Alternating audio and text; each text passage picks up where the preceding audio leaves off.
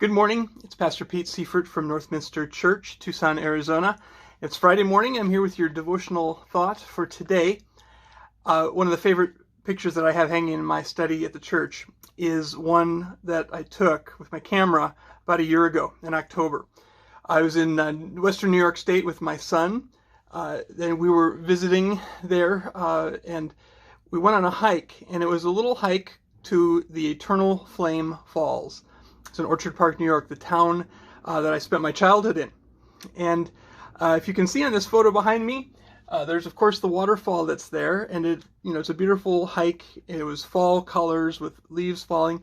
But if you notice, there's a little flame that is on fire in the waterfall, and it turns out there's a lot of methane in the area. Don't ask me to explain why there's a lot of methane in the area, but it springs up, and this is one of the spaces where there's a little methane spring, and if you light it on fire, it'll stay lit. That's why they call it the Eternal Flame Falls. And it's a beautiful place, and it was even raining. There's water all around, and yet there's this little flame that continues to burn.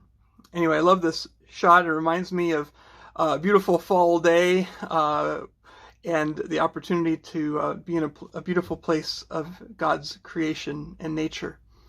Well, this waterfall reminds me of a place in Scripture also where God talks about justice. He's talking to the people of Israel through the prophet Amos. And in chapter 5, he's saying, you know what? You people, you're worshiping me with all these songs, and you're bringing me all these great offerings, but you're not paying attention to the more important aspects of justice in your community. You're not paying attention to your neighbors. And he says, let justice roll on like a river, righteousness like a never-failing stream. God's desire for us to live in this world is to be a part of God's justice and righteousness, to be of right living with one another, and that it would be unending. Have been fascinated this week by the nomination process, but then also the interview of Judge Amy Coney Barrett, who's been nominated to be a Supreme Court Justice. Certainly, we need to be praying for judges, for justices, for people who are in a role of having to decide wisely between really who our neighbors are. It was in the book of Leviticus where God was telling Moses to tell the people, hey, do not pervert justice.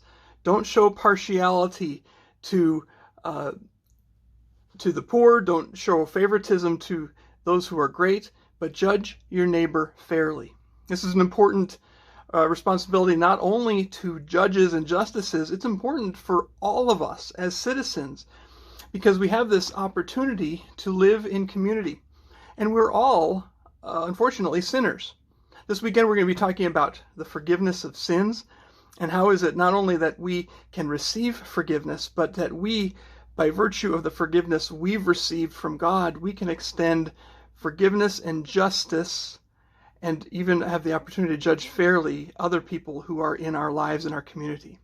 So I hope this word finds you well today, that you can find an experience of justice, of God's justice and love for you, that you have the opportunity to share that with someone else.